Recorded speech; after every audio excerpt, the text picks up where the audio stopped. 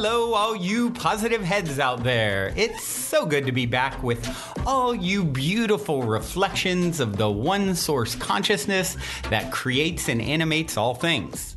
If you're new to this podcast, of course, we are super happy to have you here, and we just ask that you bring an open mind and heart to your listening experience and to be prepared to explore vantage points that I'm convinced will help shift or solidify your current understanding of the ultimate nature of reality.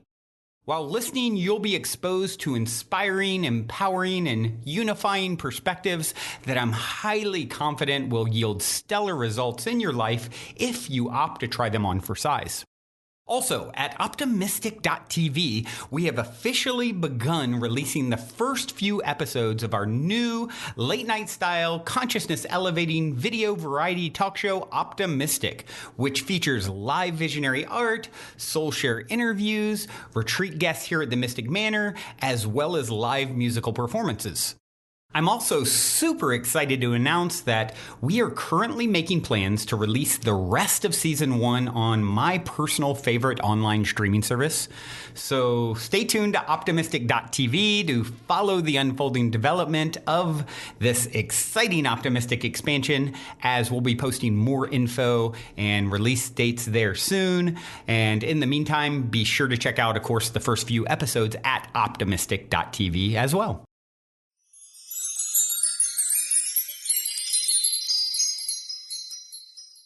All right, all you positive heads, on this week's Soul Share episode, I'm very excited to have Dr. Bernie Siegel here with me on the show. Bernie is a former assistant clinical professor of surgery at Yale who went on to become a New York Times bestselling author after writing a myriad of books, including several very recently, one of which is called 3 Men, 6 Lives, which explores a fascinating fictional account born of Bernie's own experience of his current and past lives. Super excited to jump into all of this and hear more about it. Bernie, welcome to the show, my friend. Thank you very much. Yeah, so this is right up. This is one of my favorite topics. With your introduction, but because I speak the truth, I tell stories about my experience. So people should know it's not what I believe in or don't believe in. It's what I experience that I share with people. Yeah, I like that. Well, I'm excited to dive in. And, you know, before we do, couple things. I always like to start with a couple sort of canned questions to give an idea of who we're chatting with. And the first is this. You're in an elevator. The woman next to you looks over, says, "What's your passion?" What do you say? You got 10 floors to answer. Oh, you don't know all the things I do in elevators. But my passion is to love life and help people. I was just reading the other day about Mahatma Gandhi, whom I love, and somebody said to him, you know, what is your life about? What's the meaning of your life? And the person writing this said Gandhi had one day a week where he doesn't talk to anyone. So he grabbed a piece of paper and he wrote down the meaning, the message of my life is my life. You know, my life is the message. And right. I'd say that's what I live too. I try to, what I call, live the sermon. Right. And so whether it's on an elevator or anywhere else, I try to help people get on, get off, and everything else. But one thing I love doing on elevators, because people are always so worried about how they look and act. Right. And I would make up a foreign language. So I'd get on the elevator with my wife and I'd go, and my wife would bust out laughing because she knew I was being, you know, right. But everybody in the elevator I knew was thinking, oh my God, what is he talking? What am I looking? Are they laughing at me? My eye open, you know, something like that. Right. They start looking themselves over. And it was just so funny how embarrassed everybody is when they don't know what is he talking about. That's, it makes me think of when my son was like 4, 5, 6 years old. Every time we'd go to the grocery store, I would go up behind people who were like looking in the freezer section or whatever, and I'd be there with my little son, and I would start meowing and making these cat noises, and then the person would look around. And I'd be like, Bradley, what are you doing? And then the person would be like, oh, silly kids these days. And I'm like, yeah, silly kids. And he would always just look like so dumbfounded because I would set him up. So one more thing for people. The elevator door opens, people would say, going up or down? And I'd say, of course. What else could I do? Yeah, right. And the door starts closing and they don't know what to do. Right, of course. I love it. We're definitely cut from the same cloth because that sort of stuff is what really, to me, makes life the most, it's the most joyous, playful silliness like that is the funnest thing for me. My wife did stand-up comedy. Oh, really? I realized how beneficial that was to everybody's health. Because on one night, instead of going in the audience and taking her seat while she went up to the podium, it was an awkward climb down. So I stayed up there, and I was really impressed with how the audience changed physically after 15 minutes of laughter. Yeah. And I noticed that she would get more thanks at the end of the evening than I did. I could talk for 2 hours. She'd have them laugh for 15 minutes, and more people would come over and thank her. And so I really made it an integrated part of the presentation to get people to be aware. Laughter, these are just like not her lines, but what it means. Laughter increases your face value. He who laughs lasts, and laughter is contagious. Be a carrier. Right. I love it. It's so true. Yeah, I've seen it said where laughter will boost your immune system for like a 24 hours, and being angry will, harm it for, a few hours. For his thesis, he told his professor, he was down at the University of South Florida. He got in touch with me to support him because his professor didn't think it made sense. He said he wanted to show how your emotions affect immune function and stress hormone levels. And the professor thought, how's that going to make a difference? Because he said he wanted to show it with actors.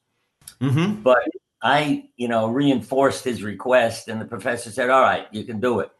And he took a male and female actor and actress, and one scene was a comedy scene. The other was their meeting after the man had murdered her husband. They run into each other.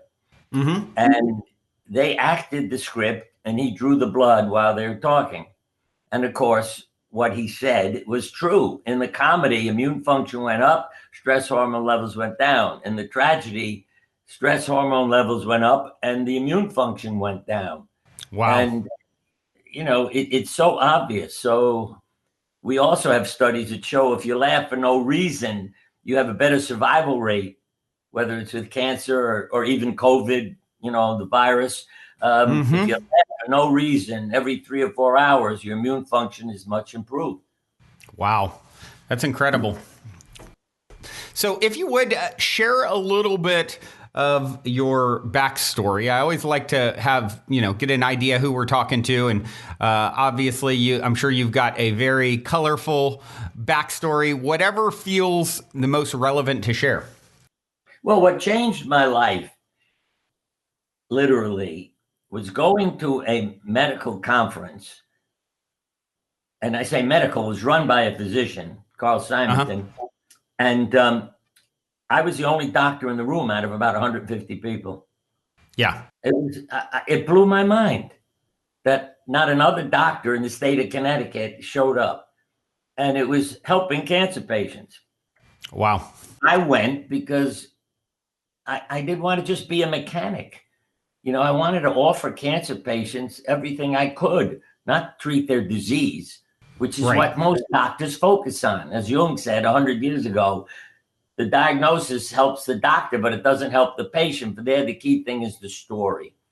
And one of my patients, this is her exact statement, and I keep saying I wish I could find her to thank her.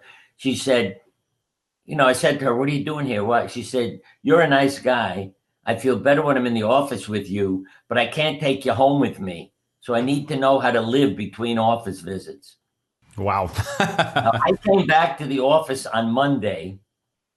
My partner, who is a very intuitive fellow, Richard Selzer, and he looked at me as I walked in the door and said, "You're gone." I said to him, "What are you talking about? I'm gone." He said, "You're not the same person you were on Friday. You're going to leave surgery." And I thought he was nuts, but he was so intuitive and so right. Because about 10 years later, I quit surgery to help people.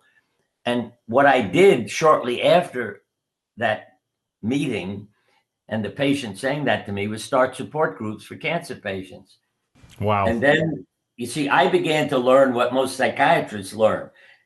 There's a reason people don't die when they're supposed to, if you know what I mean. And that could be dying in a week when the insurance company says, "We're not going to pay for cataract surgery. You have lung cancer and you're going to die in 6 months. So we're not wasting money on it." And he died in a few days. He went home, climbed into bed and died because he had no life without his vision. He couldn't do the things he loved. And then there are others who you meet 6 years later and you say, "How come you didn't die when you were supposed to?" And they always had a story to tell you about their life. It's for people to understand, it's like the Monday morning syndrome. We have more heart attacks, strokes, suicides, and illnesses on Monday. It's about how you're feeling.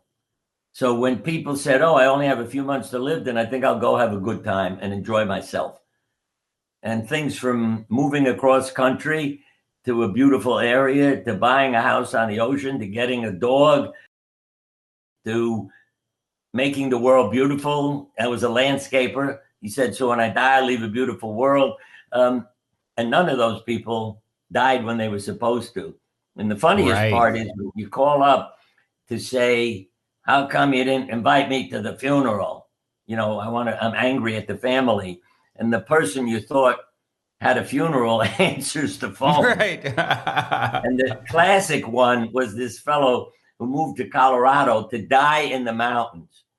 And a year later, no call for the funeral. So I called up and he answered. He said, these were his simple statement: "It was so beautiful here, I forgot to die." Boom. And you say that, see, doctors call that a spontaneous remission. And that's where they're missing out. It wasn't spontaneous. In his book, Cancer Ward, Solzhenitsyn uses the term self-induced healing. Because one of the men finds it in a book about cancer. And that's what I learned. When you don't die when you're supposed to, it's self-induced. Right. And it's very obvious between men and women. Women outlive men with every disease as well as in their life, because it's about relationships. See, I've had women in the office say, "I can't die till they're all married and out of the house." Right. I've had men in the office say, "There's no point in living. I can't work anymore." And their wife and children are sitting with them. Right. Oh, and I never stopped talking. I told you. One of my best you warned me. was a lady who had cancer. Her adult children came into the office with her, and they said to me, "We have to tell you something. She has 12 cats. Her house stinks. We don't even visit her anymore. So we'll get rid of the cats, clean the house, and then we can start, her cancer treatment." I said, "No." They look at me, "No." I said, "You get rid of 12 cats, your mother's dead. What you do is clean the house and tell her, nobody wants 12 cats, Mom. Then she can't die." Right. And they were so grateful to me in the ensuing years, because they'd walk into the office, look at me and break out in a big smile, say, "Thank you." For what right. And the cats had kittens, so she's now 138. More, right. Oh, wow. So I love the topic that you are exploring in your new book. I have not had the opportunity to read it, but I love the premise of what you did, which is, write a fictional account about some people's past lives and lives that intersect, and one of which is based off of your own experience. Right. I would love to hear. To me, past lives, parallel lives, this whole topic of conversation is just, it's such a fascinating one, and I'd love to hear whatever you feel like sharing. Right. No, I always say what I believe in, I experience. Yeah. When I was 4 years old, I had a near-death experience, choking on a toy. I didn't know that was an unusual circumstance. Yeah. You know what I mean? When you're 4 years old, you figure everybody knows this. It must be something that happens commonly. Yeah. So I never got into it. But one of the things it taught me was that I'm not my body. Because when I would talk about it, I would say the boy on the bed. And one day I thought, why do you keep saying the boy on the bed? It's you. And I realized, no, it isn't me. Right. I'm the consciousness that left the body. Right. And I also realized later in my life, I have an angel. And I mean that literally now because I've met him. And I thought, well, the boy on the bed vomited, and that's why he didn't die, because he, all the pieces came flying out. And then I realized years later, no, your angel did a Heimlich maneuver on him. That's why you started breathing again and didn't die. And I'll get back in a minute, but as long as I've mentioned the angel, this was somebody I met in a meditation, walking on a path, and along comes this creature, this person, and you'll meet him, et cetera, et cetera. As I began to go off lecturing, I noticed that what I was saying, like talking to you, I don't have anything prepared. I don't have an outline. I used to. And one night I realized I'm not following my outline. Right. All the things I planned to say, I'm not saying. I'm saying other things in another order. So I just said to myself, well, go ahead. It's really good. And at the end of my lecture, the first person said, I heard you before. It was better than usual. The second person said, standing in front of you for the entire lecture was this man, so I drew his picture for you. And it was my angel. Oh, wow. Because how he looked, he has a big beard, he had a funny cap on his head. I didn't understand when I first met him, white robe, spiritual looking. Then a year later, I was speaking at a funeral in the same sanctuary, same place, called Mercy Center.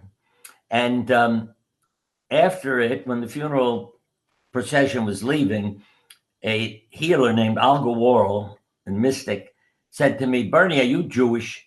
I said, why do you want to know? Because I spoke at a Christian funeral? No, there's a rabbi standing right next to you. And I realized that was George. That's his name. And why he was dressed the way he was, because he was wearing that Jewish outfit, so to speak, from what was common in the 1800s, the type of prayer cap and everything else. And from then on, I just rely on him.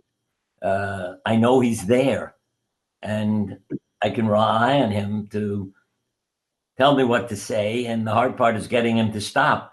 That's I have a funny synchronicity with that, because there is, I live at a property in Venice Beach, California, that's a big kind of communal property. And someone recently moved in who has my birthday, and I have an incredible synchronicity story with my birthday of it just repeats and shows up in my life again and again and again, and really in a wild way. So this guy recently moved in.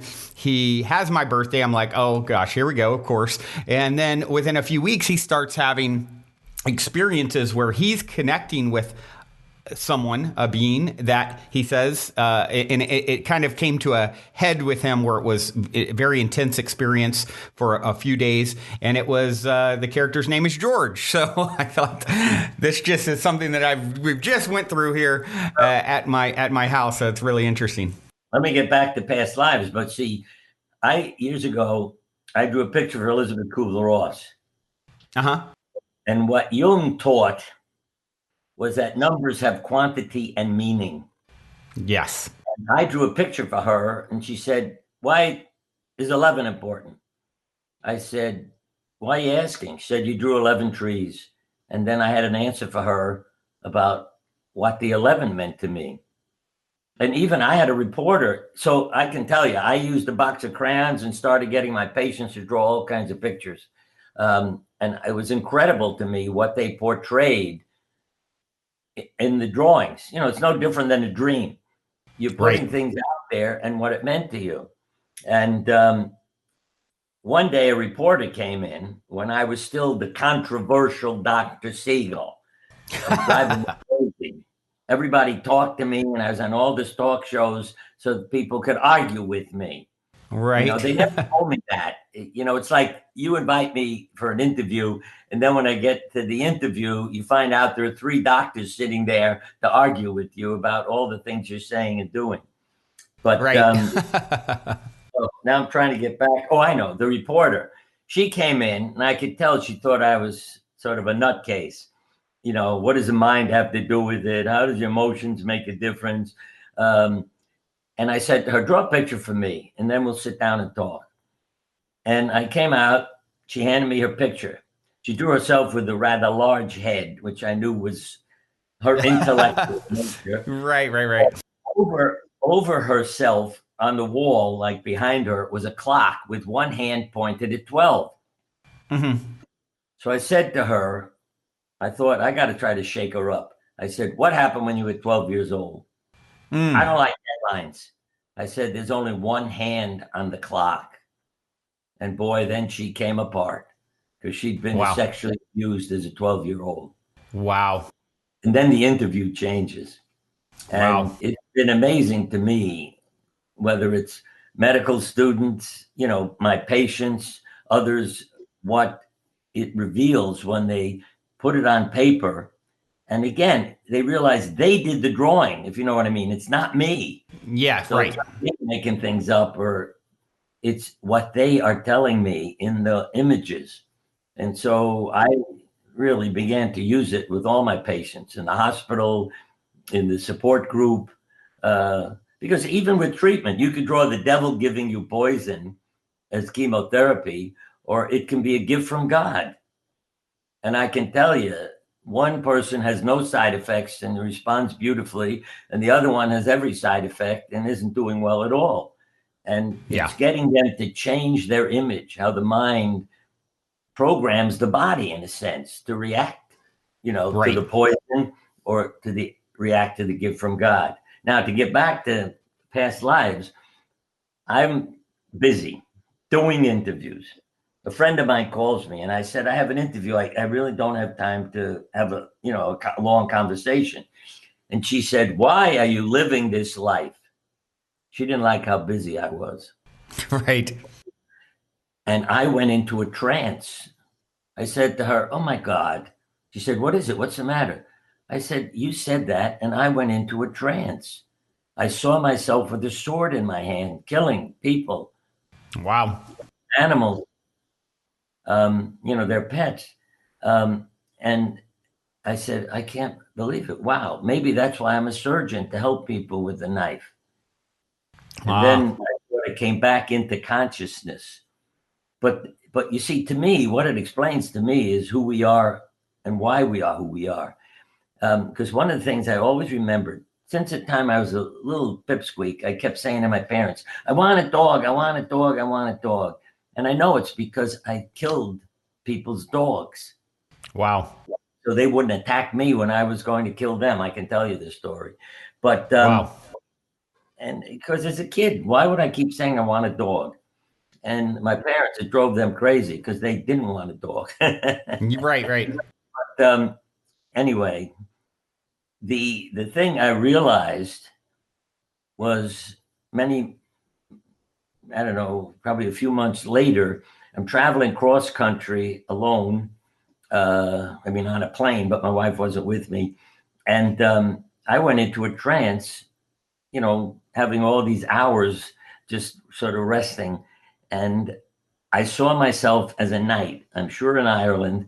And I was told by my Lord, go kill the neighbor's daughter. I don't like what her father's doing to property that we own, and they're doing things too. And I said, well, why don't I kill him? No, I want you to kill her. And if I don't, then I'll kill you. Wow. So I went and I killed this young woman. And when I went into her bedroom at night, because I wanted to kill her at night and when it wouldn't be so painful, and while she was sleeping, but she had a dog in the room. And I know that's where it all came from. And I killed the dog because he was starting to growl at me. And that woke her up. And she turned over in the bed, and I saw my wife lying there. Whoa. And I slammed the sword down and chopped her head off and brought it back to my Lord. And I said, now you happy? He said, I didn't do this. And and believe me, I cried for hours and hours and hours. And therapist James Hillman, boy, he straightened me out in 2 minutes, because as soon as I said to him, my Lord asked me to kill the neighbor's daughter, he said, you hear what you're saying? I said, what do you mean what I'm saying? You keep saying my Lord. I said, well, it's the Lord of the castle. No, Bernie, it's your Lord. You have to go home and relive this. And wow, that redirected my life, because faith was always something I would question. And I don't mean that in a negative way. I don't have a problem with God, but my question was, why did God make a world like this? Yeah. I did a lot of children's surgery. Why do you make a child who's got a congenital defect that needs surgery? Or why does a child get cancer? What do you want from them? So I always had this kind of, question in my mind. What kind of creator are we dealing with? And I would question also two people, Abraham and Jesus. Because Abraham was asked to sacrifice his son. And I thought, why doesn't he argue with God? Yeah. It's his kid. Why didn't he tell God, take my life, leave the kid alone? Yeah. And my sense of humor would have made me a little bit nutsy as a Jesus, but I would have jumped off the cross. See, I would have shown them that I can perform miracles. And I would have climbed down and said, now everybody, you see what I just did? Now pay attention and I'll teach you about life. Right. But I knew that it was their faith. So when I had faith, when he said, relive it, I said to my Lord, okay, I'm going. He said, I just wanted to know I could rely on you and you had faith in me. Bring them here. Let us solve the problem. So I went and ultimately convinced them that I'm not lying, not, trying to bring them and have them killed, and let's go and work it out. And the father heard me talking to the daughter. He said, I know I can believe you from the way you're talking to my daughter, so we'll go. And the ultimate solution, and that's what I realized is what has happened in this life. My Lord said, I can see that you and the young lady have developed a relationship. Why don't the two of you get married? We'll give you the land as a wedding present, and there'll be nothing for us to fight over anymore. And boy, when that happened, I thought, wow, my wife and I have healed our families in this life by getting married. Okay, so this story is really fascinating. I just want to make sure I'm following. So when you went in the first time, she rolled over, and you did actually kill her in that moment. Her. Yeah, I wanted to kill her while she's sleeping. Yeah, and the noise of the dog woke her up, so she turned towards me, and that's when I saw who she was, and just brought the sword down, wham, and ended her life. And then you went back to the lord of the castle. You reported back and told him what Yeah, you'd I went done. back to the guy I was working for and said, "Here, I've Yep. done it. You happy?" Yep. And I Yep. handed him the head. And that's when Wow. he said, "I didn't do this. You did." Yeah. And that's when I knew I needed to understand the whole business about Lord and faith. And Right. because I mean it. When I would read the Bible, I really questioned about Abraham and Jesus. And, those were things that came up in my mind, trying to understand why they went through this without, requesting something of God or showing God that he Yeah. didn't have to do that, etc. Right. So I can understand fully. So okay. So you did that, but are you talking about in this lifetime where there was a marriage that happened and it was Yeah, yeah. My okay? wife in this life was the woman I killed in the past life. Her face, I knew her face. Wow. And where we met was working at a day camp. I was working with first grade boys. She was working with first grade girls. Mm-hmm. And I can tell you, she was going to be, I did become a teacher. So she was the head counselor for the girls. I was the lowest skilled counselor for the boys. And she's so pretty. I never would have asked her out on a date because I thought she'd say no thanks. But one day we were watching the kids at the pool, and I said to her, it's really nice because this was a camp that was near where we both lived. So we would spend the day at the camp and then could go home. I said to her, it's really nice that they keep the pool here open at night. So if it's a hot, summer night, you can come over and take a swim. And she said to me, "Are you asking me for a date?" And I wasn't. I was describing how nice it was. But as soon as she said, "Are you?" I said, "Oh yeah, yeah, of course." And she said, "All right, I'll come." And that started our life together. And I Wow. always say another line from my friend Elizabeth Kubler-Ross: "No coincidences." Right. The future and this is from Jung. The future is unconsciously prepared long in advance, and therefore can be guessed by clairvoyance. So the true, clairvoyants, mystics, they're reading you and your consciousness. And I've met them too. See, this is again what keeps my mind open. I had a past life experience, so I don't doubt it. Yeah. Then somebody comes into my office, says, who's my patient? "I realize you're not a normal doctor, so I brought a message for you." She brought me a message from a dead patient. I knew who she was talking about. She said his name.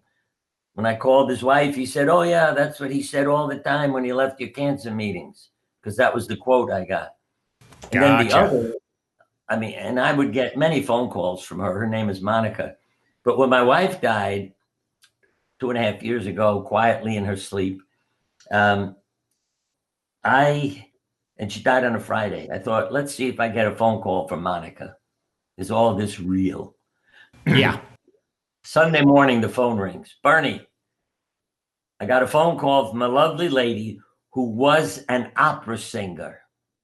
Mm. She told me that Bobby is fine. She's back with the family. Everything is all right." And when I Mm. heard that, wow. What is Cool. my wife's mother? She was a well-known opera singer. Wow. Now, the mystic has no way of knowing that. And yet, look what she tells me. And I've had incredible mystical experiences after my wife died. Um, so I don't doubt whether you call it paranormal or mystical Mm-hmm. world or past life or whatever name you put on it. I know it's Yep. for real Yeah. because as soon as my wife died, I began having experiences that I knew were her. I mean, one Mm. that was wonderful the first couple of weeks. She I'd would love to kiss me hear it. goodnight. And when I say kiss me goodnight, this is what I labeled as the kiss. I heard a sound in the room, like somebody blowing out a candle. And then I felt a breeze on my face. And I'm lying there alone. There's Yeah. nobody in the room. And that went on every night after I'd go to bed, and she was kissing me. And one of the Wow. most striking, uh, we were married on the 11th. See, numbers. She was Mm-hmm. born on 9/9, and the 9 has been incredible. I can tell you about that. But also, we married on the 11th, and I began finding a dime and a penny in so many places, Mm. beyond explanation. But the most mystical, I'm making the bed in the morning, our same queen size bed, that Yep. we both slept in. And I go around to the other side to pull everything back towards the empty side. And as I grabbed the sheets and blankets to pull, they pulled out of my hand and were thrown back on the other side of the bed. I thought, what's Wow. going on? But what's lying on the sheet under them? A dime and a penny Wow. in the bed. And Wow. you can't explain that one to me, you Yeah. know? And Yeah. it's just amazing. Then I fixed the bed. Oh, and the other was the winter after she died. I said, I need a new pair of gloves. I got a hole in my old gloves.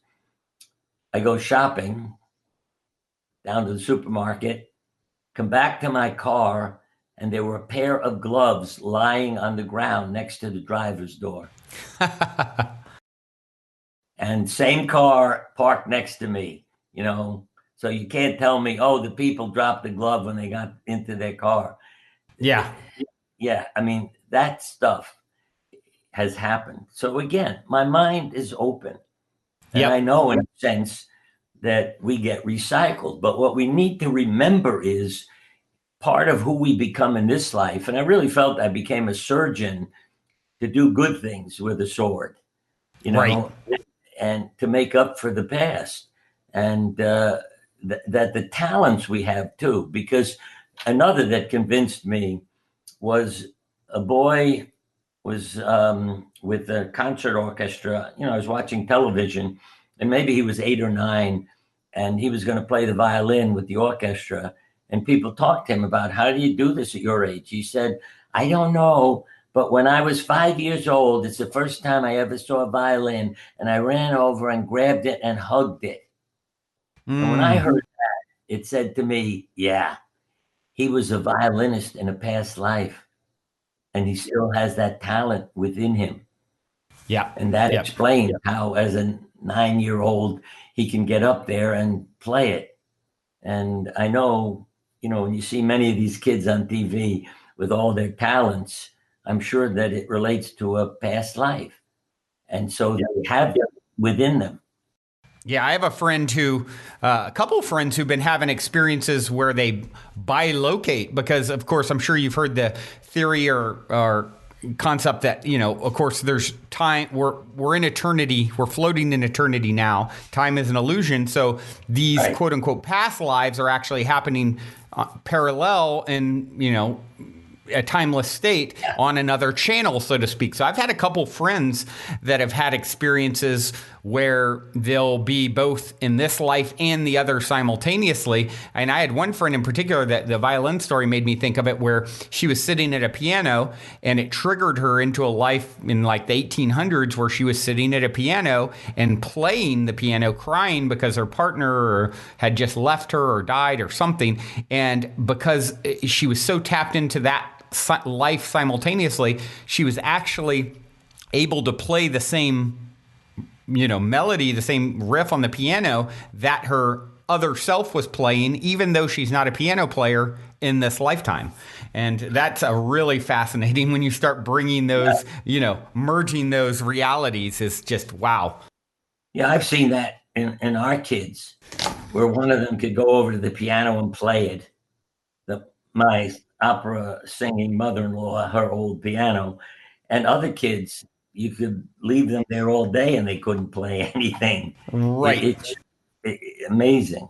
And the other thing that I had to learn, because I would say, oh, this is crazy. How could somebody come back, all these years later? And Elizabeth Kubler-Ross again would say, Bernie, there's no time up Right. here. And that's the Right. thing I had to conceive of, that consciousness has no time associated with it. Because when you're Right. out of your body, you don't get older.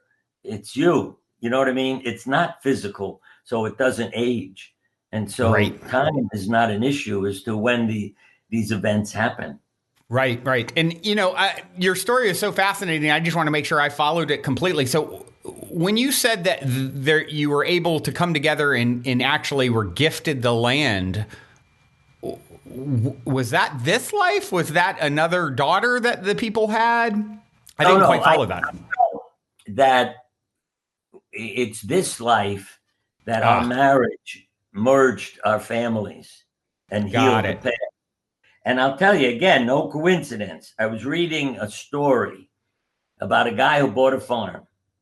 Uh huh. While plowing, he hits something underground, digs Uh it huh. up. It's a treasure chest. So he calls the guy he bought the farm from and said, I found this. It's yours. It was your farm. I just bought it from you. And he said, no, no, it's yours. You bought the farm. No, it's Right. yours. And they're Wow. arguing. And a third guy comes by and said, you have a son, you have a daughter. Tell them to get married and give them this gift, the wedding present. When I read that, it was like, oh, I mean, you know how some things have a greater impact, Yeah. not just a joke. And I knew that it was that connection that my wife and I had done that helped heal the past and resolve all the conflicts. Right. Wow. Yeah, I often think of that when you hear a story like that. To me, my mind instantly goes, "What's the real backstory?" You know what I mean? It will be pretty fascinating one day when we have full, unobstructed access to the Akashic records, right? And we can see Well, the entire yeah, backstory. one other story. It's called Wolfen.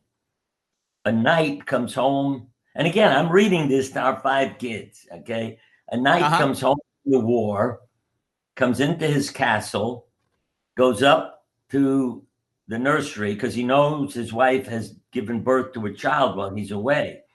And he walks into the room and it's covered in blood. His dog is sitting there covered in blood. The crib is upside down. He takes out his sword and kills his dog. See, another dog case. Mm-hmm. And then he goes and picks the crib up, and there's his healthy child lying next to a dead wolf. And he Wow. realized his dog saved his baby's life, and he kills his dog. Wow.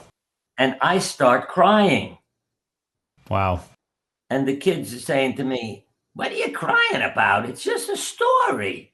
What are you Yeah. crying about? And I didn't know why I was crying, but Yeah. ultimately the past life issue, everything. And then I understood why that was such a wallop to read that story. And again, back to me and wanting dogs and one of my books is called Love, Animals, and Miracles, and it describes the Siegel Zoo. I mean, I've been rescuing animals, basically my Mm-hmm. whole life and breaking zoning laws, etc. But nobody ever getting upset with us because they knew I was doing it because I cared about animals. So Yeah. veterinarians would give us all kinds of bizarre exotic pets people didn't want. I mean, there aren't many homes where you have a rabbit running around, mice, who are your pets, snakes.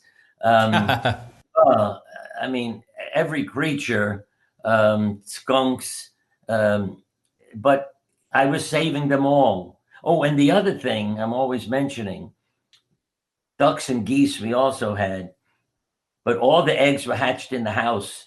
So the ducks and geese thought the parents were our children. And see, that again showed me about love. The Yeah. school year would start. The kids would walk down the driveway to get on the school bus, and the ducks and geese would go with them and try to get on the bus. I mean, the drivers had a sense of humor, so they didn't get mad at me, for the Yeah. fact that I had to wait and, and get the Right. ducks and geese to get off the bus. But I realized how connected we all were. And when we put some of the ducks and geese on a lake, a lovely lake near my folks' house, I got a phone call the first time we did it. And my mother said, I have a question. The neighbors want to know. What is it, Ma? Every time a school bus pulls up, the ducks and geese walk half a mile from the lake all the way up to the road. Why? I said, they're looking for our children. It broke Wow. my heart to think that they felt like they were separated from their parents now and Right. in a new place. But the animals really become teachers, give us a reverence for life.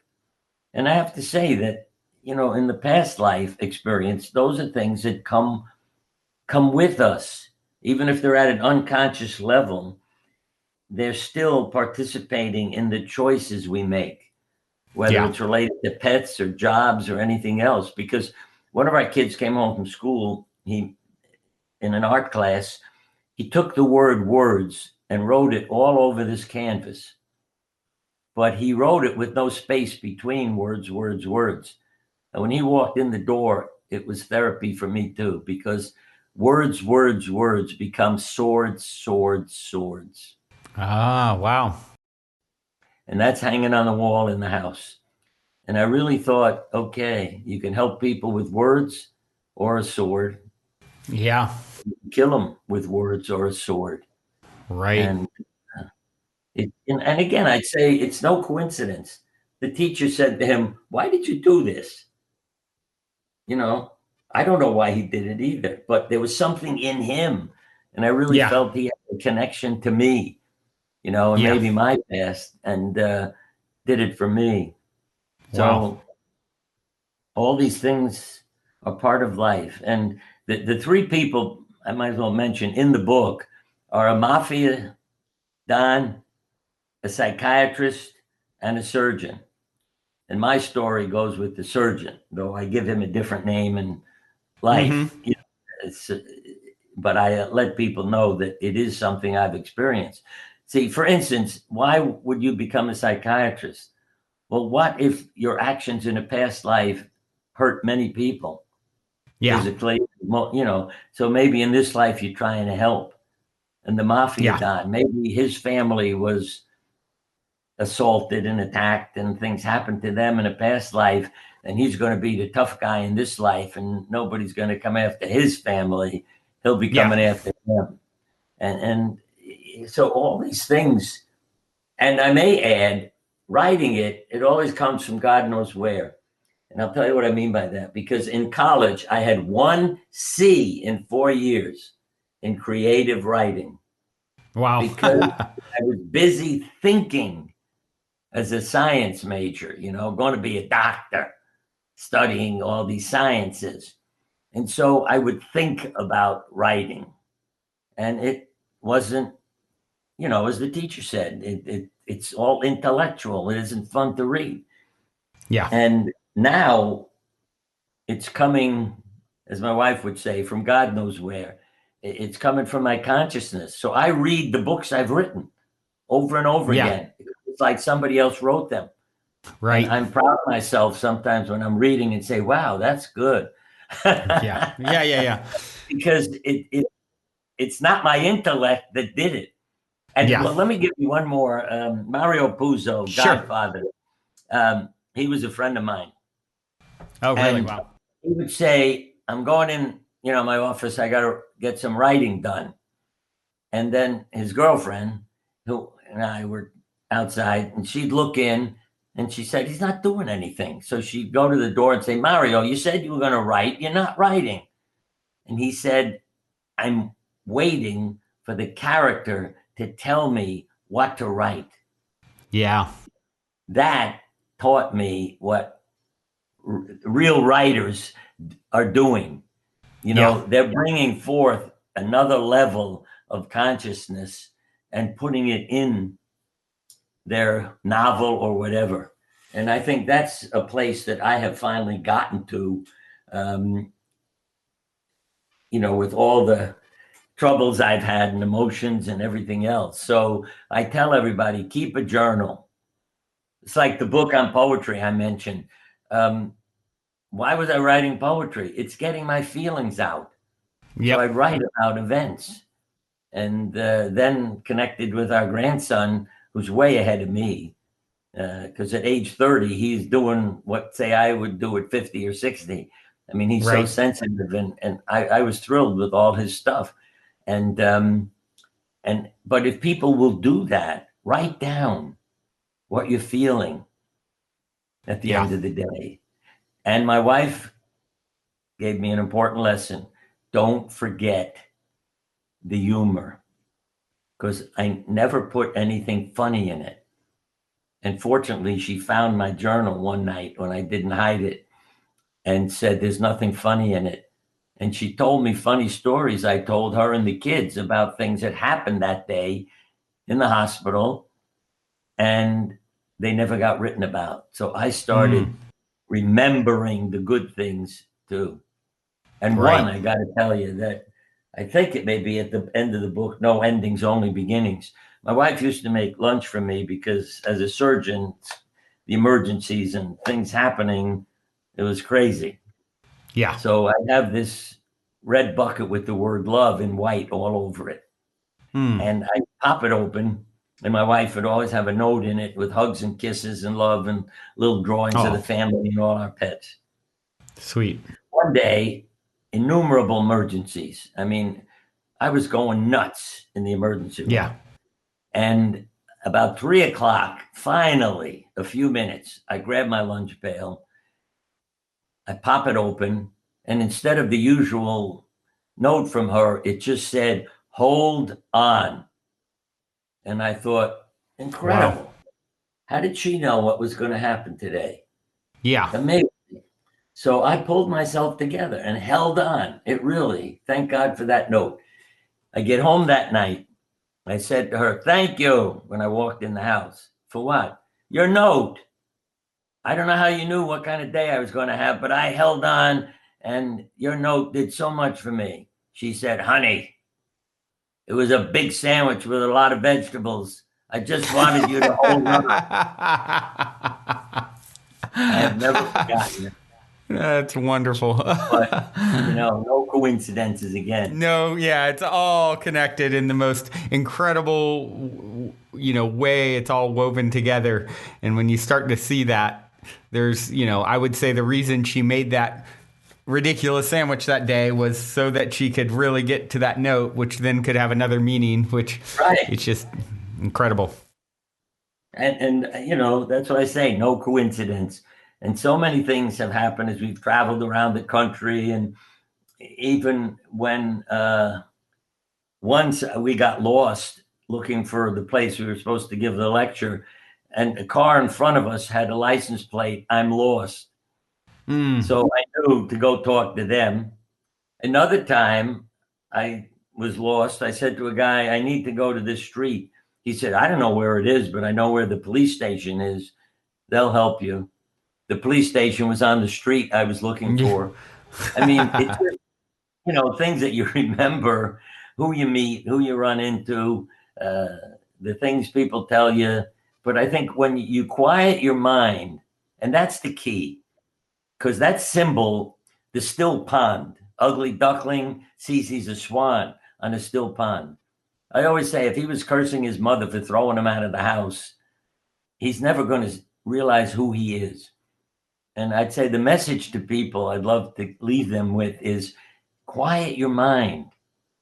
Yeah. That's how you communicate with animals. And I mean that literally, because I have an animal intuitive friend, and I've learned from her how to talk to animals in your mind, quietly, peacefully, and they'll talk back to you too. So it's that common theme, the quiet mind. Yeah.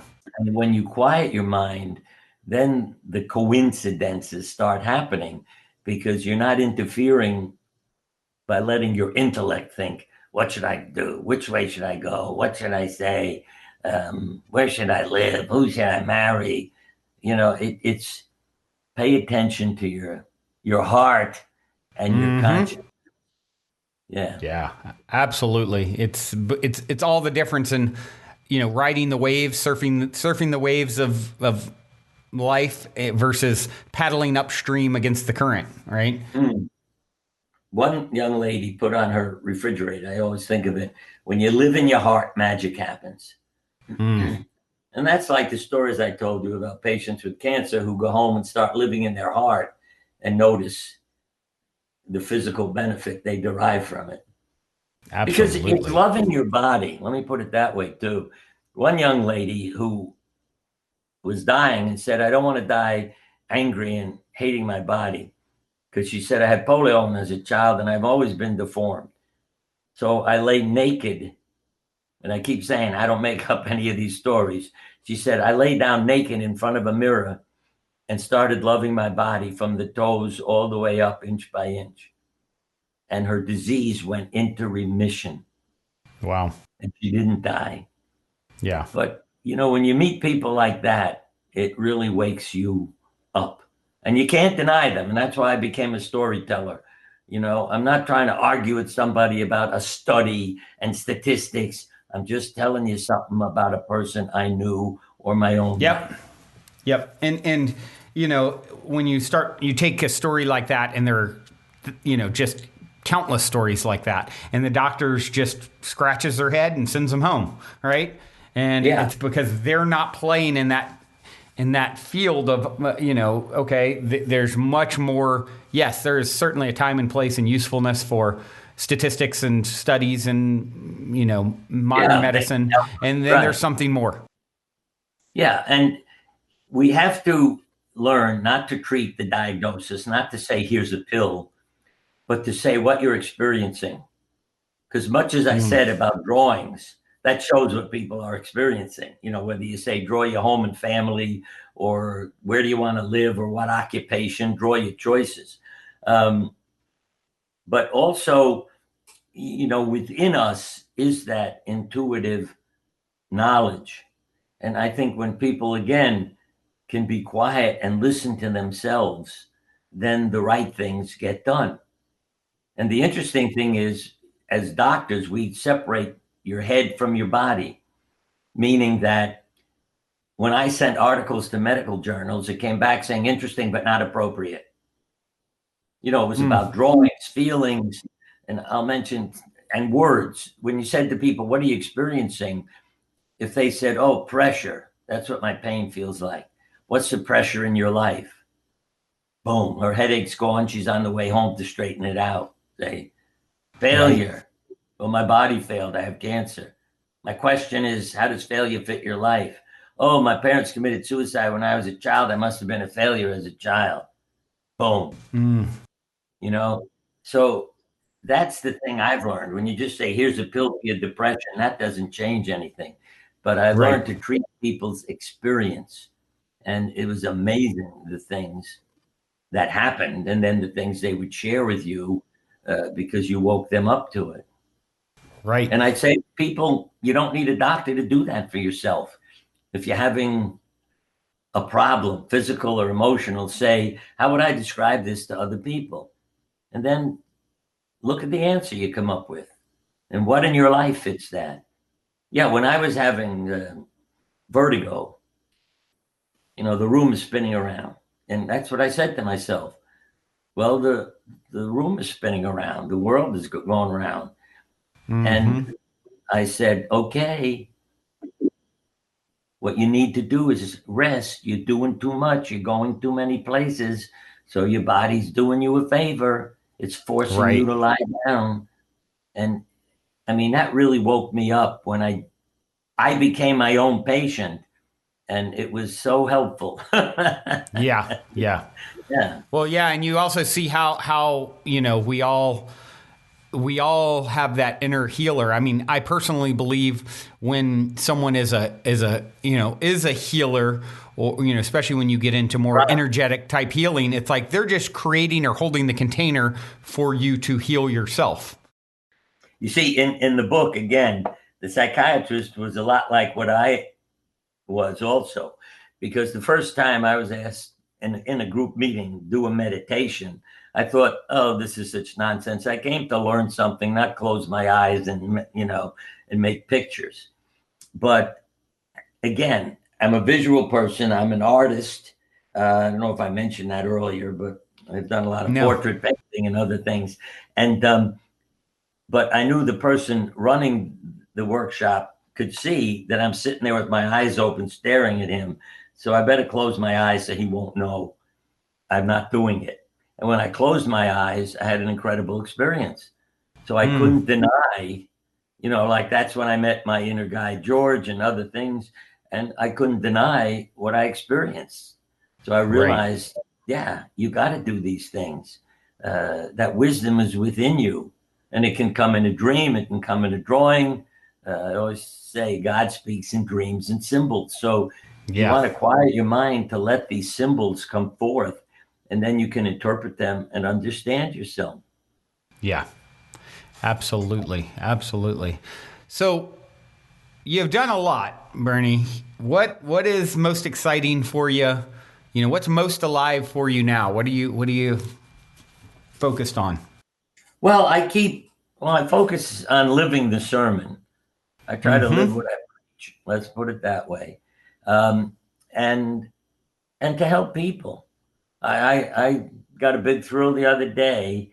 I got a phone call from somebody in Connecticut that I know who said her sister in Japan wanted to thank me for how much help I have given her through my books and things.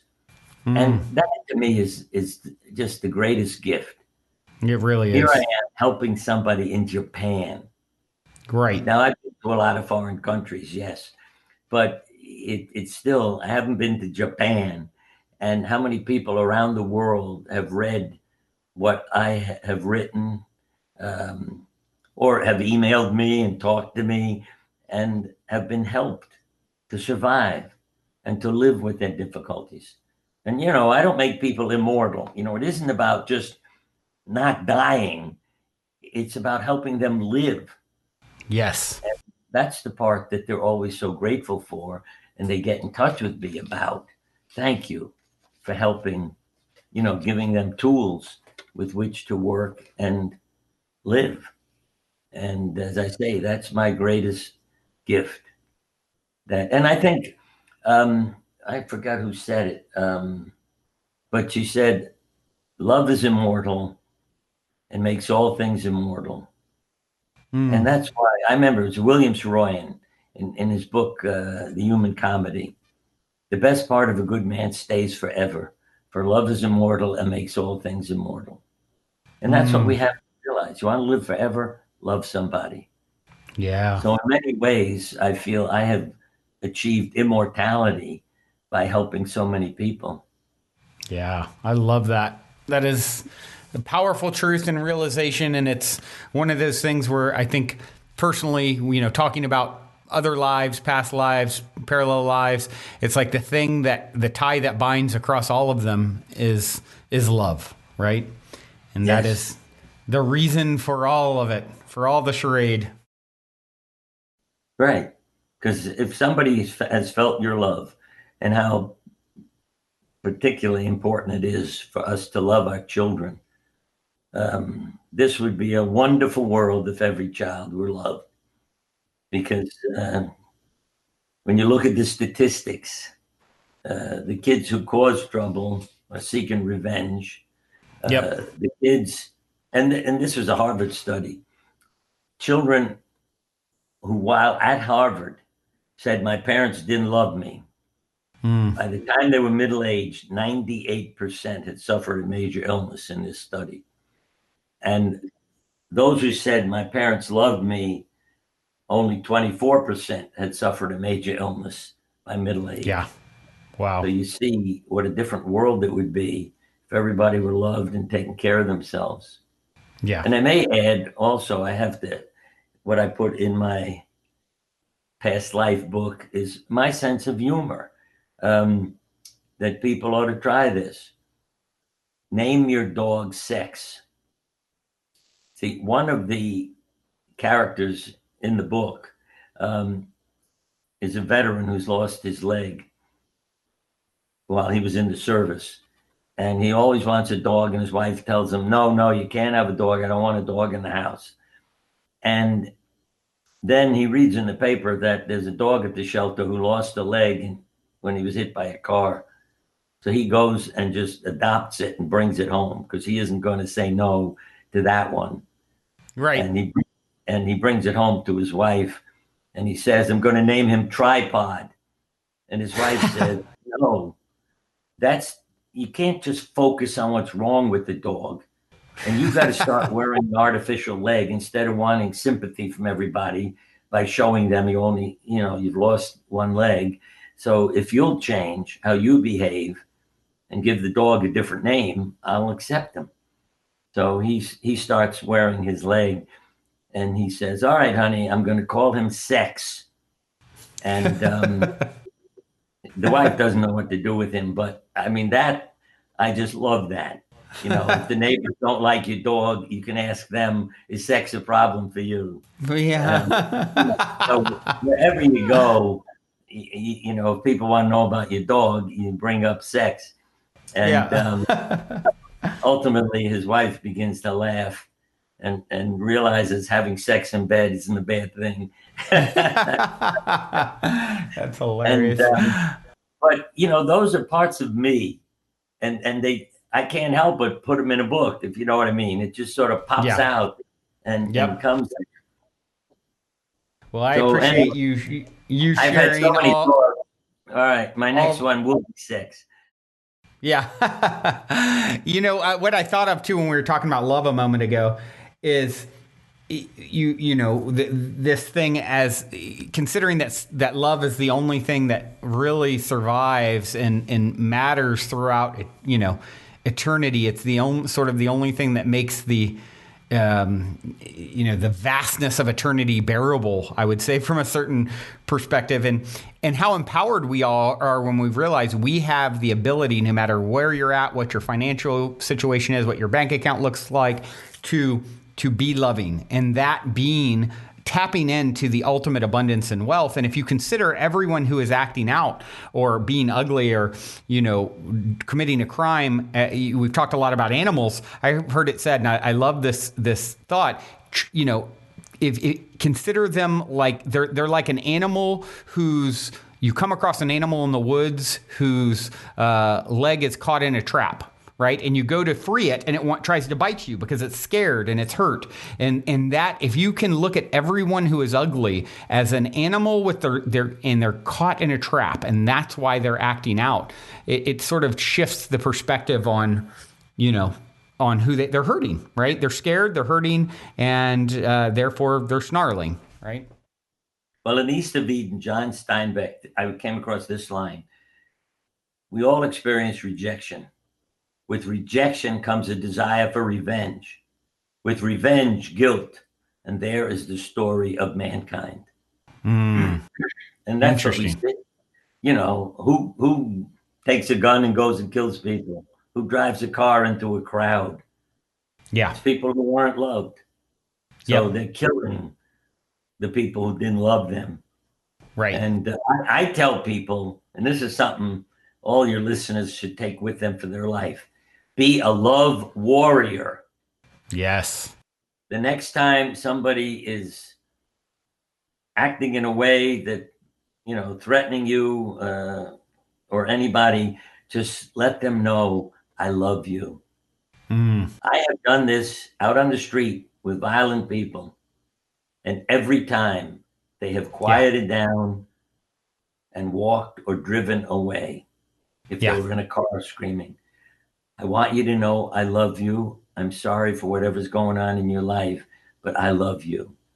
If they're young, I say, "I want you to know I love you. I'm sorry your parents don't." Every single time they have shut down, turned, and left. Wow. And I can tell you, when you do it on the street, you get a lot of comments from people saying, "Oh my God, thank you. Thank you." And it's the power. And I mean it. And they know I mean it when I say, "I love you." Yeah. It's coming from an authentic place, and it's so true. My favorite quote is, "Love is the answer now. What was the question?" And it's maybe cliche, and it happens to be very, very true. And we need more people out there understanding the power of spreading love, not only for everyone that they affect, but really it's tapping into their own abundance and It's like I said, no matter who you are or where you're at in your life, you have access, Right. to dig deep down and start accessing more love energy, which then is only going to be reflected in the things that appear in your life. Yeah, I had a pin made with the word attitude on it for people to wear. And I love what one couple did, because the wife said to me, when my husband isn't doing what's good for him because he had cancer, um, I go over to him, I spin the pin around, and I say, honey, straighten out your attitude. And I love her technique, because she's not yelling at him, criticizing him. Honey, straighten out your attitude. And that's Yeah. what we all need, that kind of symbol. Our kids used to say to me, Dad, you're not in the operating room now, when they were getting annoyed with my behavior, becoming too controlling. Yeah. And my wife, with her sense of humor, if I got upset about something, was making noise, she'd say, honey, you're so handsome when you're angry. And of course, I'd start laughing and couldn't be angry anymore. Yeah. Right. Right. You see, it's after that you stop and start talking to each other, and then you Yep. resolve it.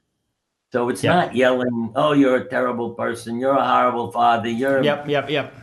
I'm sorry I married you. No, it's that wonderful way of communicating, and then the barriers come down and you start talking to each other. Right. Right. Well, I have enjoyed talking to you today, my friend. This has been very enlivening and inspiring. For those who want to connect with you and follow your work, what's the best way to do that?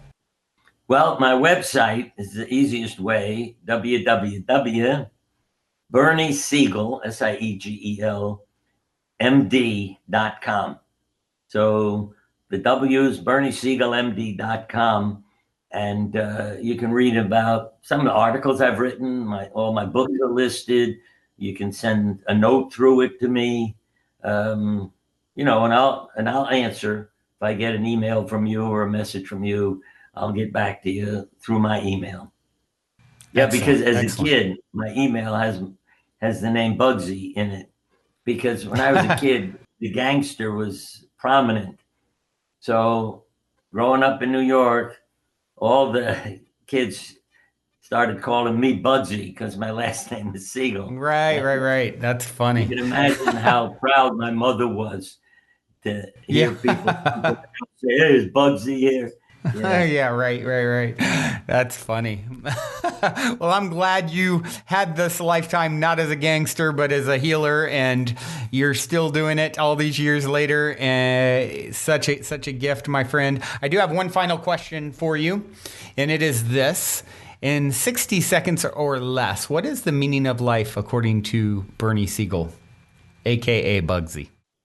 Well, I'd say life is the meaning, but the meaning is that, as God said to me, Bernie, a perfect world is not creation, it's a magic trick. You're here to live and learn.